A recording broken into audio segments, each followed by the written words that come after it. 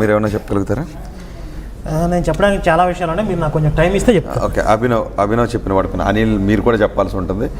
Family members ఒక భయంలో ఉన్నారు, అందుకే అది మర్డర్ అని తెలిసినప్పటికీ కూడా వాళ్ళు పోలీసులు ఏది చెప్తే అది ఓకే అంటానికి కామ్గా ఉండిపోయారని అభినవ్ అంటున్నారు.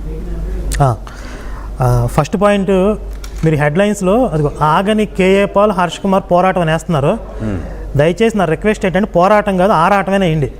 ఈ శవం మీద పేలాలు ఏరుకునే ఆరాటం ఇంకా వాళ్ళకి తగ్గలేదని వేయండి, అది పోరాటం కాదు. దయచేసి పోరాటం చేసే వాళ్ళకి ఇన్సల్ట్గా ఉంటుంది.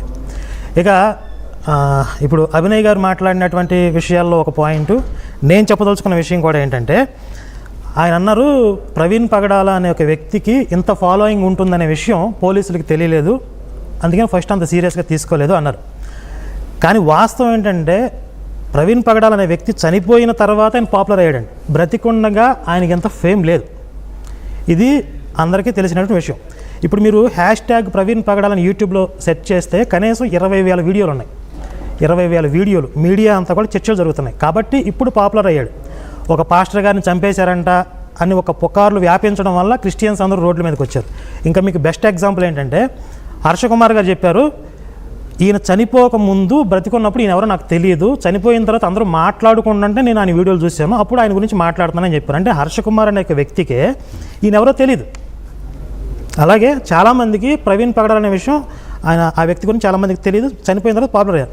ఇంకొకటి, క్రిస్టియన్స్ అంత హై ప్రొఫైల్ ఉన్నటువంటి వ్యక్తి ఇలా రోడ్ల మీద చీప్గా తాగుతాడా అని యాక్సెప్ట్ చేయలేకపోవడం కారణం ఏంటంటే, ఈయన అసలు డబ్బులో పుట్టి డబ్బులో పెరిగాడు, గోల్డెన్ స్పూన్తో పెరిగాడు, లేకపోతే అంబానీ గారికి అల్లుడు, ఇలాంటి ఒక దృక్పథంతో చూస్తున్నారు. కానీ నిజానికి ప్రవీణ్ పగడాల గారికి అంత హై ప్రొఫైల్ లేదు, అది అనిల్ గారికి కూడా తెలుసు. బహుశా నేను అనుకుంటున్నాను, నేను అడగలేదు ఆయన ఇంకా. నేను గమనించినంత వరకు ఆయన చెప్పినటువంటి వివరాలను బట్టి ఒక 10-15 ఏళ్ల క్రితం ఆయన ఆ కడపలో వాళ్ళ అన్నయ్యని కొట్టాడనే ఒక కారణంతో వాళ్ళ ఫ్రెండ్ని ఎవరినో కొట్టి పడేశాడు. అతను చనిపోయాడు అనుకుని చెప్పి హైదరాబాద్ పారిపోయాడు ప్రవీణ్ పగడాల గారు. అంటే ఒక మర్డర్ కేసు నుంచి తప్పించుకోవడానికి వాళ్ళ అక్క అక్కడి నుంచి పంపించేసింది. ఎలాంటి ఆధారం లేకుండా హైదరాబాద్ వచ్చాడు. ఇక్కడి నుంచి మళ్ళీ మధ్యప్రదేశ్ వెళ్ళి ఒక 3 సంవత్సరాలు అక్కడ పరిచయం చేశాడని చెప్తున్నారు. అక్కడే వాళ్ళ వైఫ్ ఆ జెసికాతో, ఆవిడతో పరిచయం కానీ వాళ్ళ మామగారితో పరిచయం కానీ అయినవి. ఆ మామగారు వాళ్ళ కూతురునిచ్చి పెళ్లి చేశాడు. ఆ తర్వాత ఒక 5 సంవత్సరాల క్రితం, ఒక 5-6 సంవత్సరాల క్రితం నేను ప్రవీణ్ గారితో డిబేట్స్ చేశాను రక్షణ టీవీలో. ఇప్పుడు ఈయన డబ్బులో పుట్టి డబ్బులో పెరిగి ఒక గోల్డెన్ స్పూన్తో పుట్టి పెరిగిన వాడైతే ఆయనకు ఒక భావజాలం ఉంది, సొంతంగా కొన్ని ఎజెండాలు ఉన్నాయి. ఆయన సొంతంగా ఒక టీవీ ఛానల్ పెట్టలేని స్థితిలో ఉన్నాడా? రక్షణ టీవీలో హోస్ట్గా పనిచేశాడు ఆయన. రక్షణ అనే ఒక ఛానల్ శాటిలైట్ ఛానల్ కూడా కాదు, అది ఒక చిన్న యూట్యూబ్ ఛానల్ కంటే కొంచెం పెద్దదై ఉండొచ్చు. అలాంటి ఛానల్లో తన భావజాలాన్ని చెప్పుకోవడానికి, లేకపోతే తను అనుకున్నటువంటి ప్రోగ్రామ్స్ చేయడానికి ఒక హోస్ట్గా పనిచేశాడు. అక్కడ పనిచేసిన అవసరం ఏంటి? అలాగే ఆయన సొంతంగా ఒక పెద్ద చర్చిలు ఏమైనా ఆర్గనైజ్ చేస్తున్నట్టుగా కూడా లేదు ఎక్కడ. ఏదో కొంతమందికి పిల్లలకి బైబిల్ కోచింగ్ ఇస్తున్నానని అని చెప్పినటువంటి సందర్భాలు ఉన్నాయి. రీసెంట్గా రాజమండ్రిలో ఒక పాస్టర్, జేమ్స్ అనే పాస్టర్ పెట్టిన సెమినార్కి వెళ్ళాడు ఆయన. అలాగే విపి రెడ్డి పెట్టినటువంటి సెమినార్కి వెళ్ళాడు. ఆ విపి రెడ్డి పెట్టినటువంటి సెమినార్కి వెళ్ళినప్పుడు గిఫ్ట్ మనీగా విపి రెడ్డి గారు ఆయనకి అమౌంట్ ట్రాన్స్ఫర్ చేశానని చెప్పారు. ఫస్ట్ ఆయన వద్దని చెప్పారు, అయినా సరే నేను ట్రాన్స్ఫర్ చేశాను, సరే నేను చేస్తున్నటువంటి పరిచయాలు నేను వాడతానని చెప్పి ఆయన చెప్పారని చెప్పి విపి రెడ్డి గారు ఆ స్క్రీన్ షాట్లు కూడా చూపించారు. అంటే ఈయన ఒక సెమినార్కి వెళ్తే అక్కడ గిఫ్ట్ మనీ కూడా తీసుకునే స్థితిలో ఈయన ఉన్నాడు. కానీ క్రిస్టియన్స్ ఏంటి, ఈయన పెద్ద హై ప్రొఫైల్ అంట, ఈయన కంపెనీలు ఉన్నాయంట, అలాంటి వ్యక్తి తాగుతూ రోడ్ల మీద వెళ్తాడా? అది కాదండి. చనిపోకముందు ఆయన పరిస్థితి వేరే, వీళ్ళు ఊహించుకుంటుంది వేరే. కాబట్టి అంత హై ప్రొఫైల్ వ్యక్తి ఇలా రోడ్డు. అంటే కరుణాకర్ సింగ్ గారు, ఇక్కడ చనిపోయిన వ్యక్తి ప్రొఫైల్ ఏంటి అనే దానికంటే చనిపోయిన వ్యక్తి మరణ కారణం ఏంటి అనేది ఆ భయాన్ని వ్యక్తం చేస్తారు. అంటే మరణ కారణం అంటే ఇక్కడ ఆల్కహాల్ లేకపోతే యాక్సిడెంట్ లేదండి. కాబట్టి అలా రోడ్ల మీద అంటే చనిపోయిన వ్యక్తి ప్రొఫైల్, ఆయన ఎంత ధనం ఉంది అనే దానికంటే అంటే వీళ్ళు ఇప్పుడు నేను చాలా చనిపోయిన వ్యక్తి క్రిస్టియన్ కాబట్టి ఆయన క్రిస్టియన్ కమ్యూనిటీకి సంబంధించిన మత ప్రచారాన్ని ఉధృతంగా చేస్తున్నారు కాబట్టి ఆయన అంతమొందించాలి అనే ఒక భావం ఏదో ఒకరిలో ఉంది. అది ముస్లిం కమ్యూనిటీలో ఉందా, లేకపోతే సనా అన్నట్టు హిందూ కమ్యూనిటీలో ఉందా, లేకపోతే హర్ష్ కుమార్ అన్నట్టు ఆయన ఎదుగుతున్నాడు అని ఇతర క్రిస్టియన్స్లో ఉంది. హర్ష్ కుమార్ ఆ మాట కూడా అన్నారు. కాబట్టి ఎవరో హత్య చేశారో ఆ వాస్తవం తేల్చండి. ఇప్పుడు ప్రొఫైల్ని చూసి కాదు హత్య చేసింది, అతను మాట్లాడుతున్న మాటలను చూసి అతను క్రిస్టియన్ కమ్యూనిటీని ప్రచారం చేస్తున్న విధానాన్ని చూసి అతను హత్య చేశారు. ఈ పాయింట్ నేను వస్తాను. ముందు ఎందుకు చెప్పాను అంటే చాలా మంది క్రిస్టియన్స్ నమ్మలేకపోతున్నారు, అంత రిచ్ పర్సన్ అలా రోడ్డు మీద తాగుతూ వెళ్తాడా అని చెప్పి. ఏమైనా ముందు నుంచి ఉన్నటువంటి అలవాట్లేమో అవన్నీ తెలియదు. ఇప్పుడు మీరు ఓళ్ళలేకపోతే 10-15 కోట్ల ఆస్తులు అటువంటి రైతులు కూడా పొలాల్లో పని చేసుకుంటారు. అంత మాత్రం పొలాల్లో పని చేస్తున్నారు కాబట్టి ఈయన వెనకాల ఇన్ని ఆస్తులు ఉంటాయా, ఇన్ని ఆస్తులు ఉన్న వ్యక్తి ఇలా పని చేస్తా అనకూడదు. ఇప్పుడు ఆయన ఒకవేళ కొంత రిచ్ అయితే అయి ఉండొచ్చు, అలాగే ఆయన కొన్ని వ్యక్తిగత అలవాట్లు కూడా ఉండొచ్చు. ఈ ప్రొఫైల్ని బట్టి మేము నమ్ముతాం లేకపోతే లేదని మూర్ఖత్వం. ఇంకో మీ ముఖ్యమైన విషయం గమనిస్తే ఈ విషయం మీద ఆరోపణలు చేసేవాళ్ళు, రాద్ధాంతం చేసేవాళ్ళు దూరం నుంచి చూసిన వాళ్ళే, దగ్గర నుంచి అతనితో తిరిగిన వాళ్ళు ఎవరు ఆరోపణలు చేయట్లేదు. సరే, ఇప్పుడు మీరు అడిగిన పాయింట్ ఏంటంటే అతని యొక్క క్రైస్తవ ప్రచార ఉధృతిని చూసి తట్టుకోలేని వాళ్ళు హత్య చేసి ఉంటారని చెప్పి. నేను ఈ విషయం మీద కొన్ని సందర్భాల్లో మాట్లాడింది ఏంటంటే, ఇప్పుడు కొంతమంది ఆరోపణలు చేస్తున్నట్లుగా ప్రవీణ్ పగడాల గారిని హత్య చేసి దీన్ని యాక్సిడెంట్గా చిత్రీకరించడానికి ఈ వ్యవస్థలన్నింటినీ కూడా మేనేజ్ చేస్తున్నారు. ఇప్పుడు హైదరాబాద్ నుంచి ఈ లిక్కర్ షాపులు దగ్గర నుంచి మొదలు పెడితే AP government, total government, police department, media, ఇలా ఎన్నో వ్యవస్థలు మేనేజ్ చేస్తున్నారు. సింపుల్గా అంటే ఇక్కడ అందరూ అమ్ముడిపోతారు నేను చెప్పట్లా. ఇప్పుడు ఇంత వ్యవస్థలో ఎవరో కొంతమంది నిజాయితీ పనులు ఉంటారు కదా, ఒకవేళ మేనేజ్ చేయడం సాధ్యం కాదు. ఒకవేళ అలా అనుకున్నా కూడా సింపుల్గా 1000 కోట్లు అవుతుందండి బడ్జెట్. మొత్తం హైదరాబాద్ నుంచి వైన్ షాపులు, 100 మంది సాక్షులు, సీసీటీవీ ఫుటేజ్లు, ఏపీ గవర్నమెంటు, పోలీస్ డిపార్ట్మెంటు, ఇంతమందిని మీరు మేనేజ్ చేయాలి, కనీసం 1000 కోట్ల బడ్జెట్ అవుతుంది. ఇప్పుడు మా శివశక్తి ఛానల్ ద్వారా ఎంతవరకు జరుగుతుందో, మాలాంటి హిందూ సంస్థలు ఎలా పనిచేస్తున్నాయో చాలామందికి తెలుసు. మాకు వచ్చే అరాకొరా డొనేషన్స్తో మేము చాలా గర్వాప్సీలు చేసాం, ఎంతోమంది పాస్టర్లను ధీటుగా ఎదుర్కొన్నాం.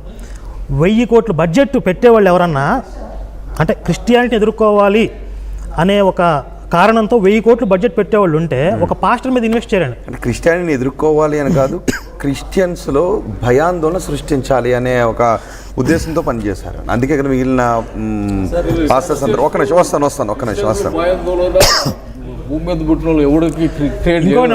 భయాందోళన కలగండి. ఒక వ్యక్తి హత్య జరిగితే కమ్యూనిటీ అంతా ఏకమవుతుంది, అగ్రెసివ్గా మారుతారు, గొడవలు జరుగుతాయి, వాళ్ళల్లో లేని ఐక్యత వస్తుంది. నిజంగా హత్య చేశారు అని తేలుతుంది. ఐక్యత కనిపించట్లేదు ఇక్కడ. అదే ఇక్కడ ఎమోషన్స్ రెచ్చగొట్టారు కాబట్టి టెంపరీగా కొంతమంది రోడ్ల మీదకి వచ్చారు. మెల్లగా ఆ వాదన వీక్ అవుతుంది, ఎవిడెన్స్ అన్నీ కనపడుతున్నాయి. ఇప్పుడు అంత స్పష్టంగా సీసీ ఫుటేజ్లో ఏలూరు వైన్ షాప్లో మాస్క్ ఇక్కడ దాకా జారిపోయింది, ఈ ఫేస్ అంతా కనపడుతుంది. ఆయన ప్రవీణ్ కదా కాదు అని కదా అంటున్నారు. కావున ఒక్క నిమిషం, ఆయన ప్రవీణ కాదు ఒక్కటి చెప్పండి. మేమైతే ప్రవీణ్ గారు కాదండి. ఓకే, ఒక్క నిమిషం మీ దగ్గర కూడా వస్తాను. నేను అడిగిన పాయింట్ పోలీస్ స్టేషన్లో జరిగిన ఆ ఇష్యూకి సంబంధించి ఫ్యామిలీ మెంబర్స్ చెప్పారు థ్రెట్ ఉంది, మర్డర్ అయినా పర్లేదు అంటున్నారు. అంటే కొంతమంది ఒకటి ఆ పాయింట్ కూడా కొంతమందికి థ్రెట్ ఉండొచ్చు, థ్రెట్ అయిన వ్యక్తి మరణించవచ్చు. ఆ మరణం ఆ థ్రెట్ కారణంగా జరిగిందా, ప్రమాదం కారణంగా జరిగిందా, మళ్ళీ ఇది వేరే విషయం. థ్రెట్ ఉండొచ్చు, కానీ ఆ థ్రెట్ ఉన్న వ్యక్తి మరణానికి ఏది కారణం అనేది కూడా తేల్చాలి. ఆ కారణాన్ని తేల్చేటప్పుడు ఈ సీసీ ఫుటేజ్ ఇవన్నీ కూడా వస్తాయి. సో మనం తీసుకుందాం. ఒక నిమిషం, రమణారెడ్డి అని ఒక కాలర్ ఉన్నారు. రమణారెడ్డి గారు మాట్లాడండి. ఓకే, కాల్ డ్రాప్ అయింది.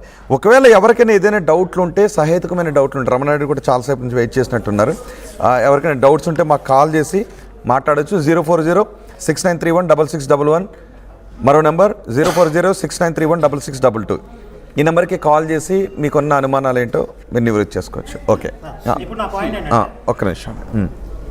ఫేస్ రివీల్ అవ్వలేదు, ఎక్కడ మాస్క్ తీయలేదు అన్నారు. నిన్న పోలీసులు రిలీజ్ చేసినటువంటి సీసీటీవీ ఫుటేజ్లో గొల్లపూడి పెట్రోల్ బంకులో మాస్క్ తీసేశారు. ఓన్లీ హెల్మెట్ మాత్రమే ఉంది, మాస్క్ మొత్తం తీసేశారు. ఫేస్ సైడ్ ప్రొఫైల్లో రివీల్ అయింది. అది ప్రవీణ్ కాదా? బండి నడపలేని స్థితిలో ఆయన డ్రంక్ అయినటువంటి స్థితిలో ఊగుతూ వస్తున్నాడు. ఫేస్ మొత్తం రివీల్ అయింది, ఆయన ప్రవీణ్ కదా. తర్వాత ఏలూరులో రివీల్ అయింది, ప్రవీణ్ కదా. సరే, ఈ డైరెక్ట్గా ఆయన ఫేస్ రివీల్ అయిన ప్రవీణ్ కాదా అంటున్నారు. ఇప్పుడు అక్కడ పెట్రోల్ బంక్ ఎదురుగా, నయారా పెట్రోల్ బంక్ ఎదురుగా 70 కిలోమీటర్ల స్పీడ్తో బండి గోతులో దూసిపోయింది. అయితే చచ్చిపోయింది కూడా ప్రవీణ్ కాదు, డూపే.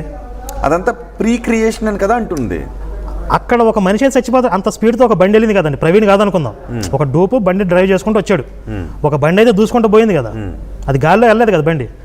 అక్కడికి వెళ్ళిన మనిషి చచ్చిపోతాడు కదా, వాడేమైపోయాడు? ఆ మనిషి ఎవరు? ఇప్పుడు అంటే చచ్చిపోయింది డూపా, ప్రవీణ్ గారు ఎక్కడ బతికే ఉన్నారా? ఆ పొగలెక్కడం కూడా క్రియేట్ చేశారని కదా. అక్కడికి వచ్చారు, అక్కడ ప్లాన్ చేశారు, ఆ స్పాట్ ని ప్లాన్ చేశారు. పొగలేక సో అక్కడ బైక్ లైట్ ట్రావెల్ చేస్తుంది కనపడింది క్లియర్. దుమ్ము లేచినట్టు లైట్ ట్రావెల్ చేస్తూ దూసుకుంటూ వెళ్ళిపోయింది కనపడింది. 1 minute బిఫోర్ ఆ బైక్ ఎక్కడ క్రాస్ అయిందో కూడా అంతకుముందు ఉన్నటువంటి హాస్పిటల్లో ఉన్నటువంటి సీసీటీవీ నుంచి కూడా 500 meters వెనక ఉన్నటువంటి ఇది కూడా తీసుకున్నారు. మొత్తం స్టెప్ బై స్టెప్ అంతా మొత్తం ట్రాక్ తీసుకొచ్చారు కదండి. అక్కడ దాకా యాక్సిడెంట్ జరిగిన ప్లేస్ వరకు బైక్ ట్రావెల్ అయింది చూపించారు. బైక్ దూసుకుంటూ పోయింది. సరే ప్రవీణ్ కాదనుకుందాం, ఎవరో ఒక మనిషి ఉంటాడు కదా దాని మీద, ఆయన చచ్చిపోతాడు కదా. ఆ చచ్చిపోయింది ఎవరు? పోనీ ఆ చచ్చిపోయిన వ్యక్తి డూపా అంటే ఫేస్ అలా ప్లాస్టిక్ సర్జరీ ఏదో సినిమాలో చూపిస్తారు, అలా సర్జరీ చేసుకుని వచ్చిన వ్యక్తి చచ్చిపోయాడా? 1 సంవత్సరం 2 సంవత్సరాల తర్వాత ప్రవీణ్ గారు వస్తారా? ట్విస్ట్ రివీల్ చేస్తారా? పోనీ నిన్న పోలీసులు చెప్పిన దాంట్లో మార్చి 10, 12 తారీఖుల్లో లాలాగూడ సుధా వైన్స్లో 2 సార్లు ఆయన వైన్స్ తీసుకున్నట్లుగా పే చేసినట్లుగా చెప్పారు పోలీసులు. వీళ్ళు ఏమంటున్నారంటే 10 రోజుల క్రితం రాజమండ్రిలో కాదు అట్లయితే హైదరాబాద్లో కూడా కొని ఉంటాడు, హైదరాబాద్లో కూడా చూపించండి అని చెప్పి హర్ష్ కుమార్ చెప్తున్నారు. చూపిస్తారు ఖచ్చితంగా. అంటే మీరు డిమాండ్ చేసే కొద్దీ ఇప్పుడు వాళ్ళు ఐజీ గారు ఏం చెప్పారు, కొంత డిగ్నిటీ మెయింటైన్ చేద్దాం, ప్రైవసీ మనం కొంత వాళ్ళకి రెస్పెక్ట్ ఇద్దామని చెప్తున్నారు. ఇప్పుడు వీళ్ళు రెస్పెక్ట్ ఇవ్వకుండా రాద్ధాంతం చేసి ఆయనకి తాగే అలవాటు ఉందని పబ్లిక్లో మొత్తం పోలీసులే రివీల్ చేసేదాకా వీళ్ళు నిద్రపోలే. ఇప్పుడు ఇంకా రచ్చ చేసే కొద్దీ ఆయనకి 1 సంవత్సరం 2 సంవత్సరాలు బ్యాంక్ స్టేట్మెంట్ తీయండి, ఎన్నిసార్లు వైన్స్ తాగాడో, ఎక్కడెక్కడ పే చేసాడో అర్థమైంది. ఓకే అభినవ్ గారు వస్తాను, అనిల్ గారు మీ దగ్గరికి వస్తాను. ఇప్పుడు వీళ్ళు చెప్పే పాయింట్స్ ఏంటంటే అండి, ఆయన వైన్ షాప్ దగ్గరికి వెళ్ళాడు, తాగాడు. ఇప్పుడు తాగేది ఒప్పించాలా, తాగాడు తాగలేదని కంటెంట్ కాదు ఇక్కడ. ఆయన హత్య చేయబడ్డా చేయలేదా, ఇది కంటెంట్ ఇది.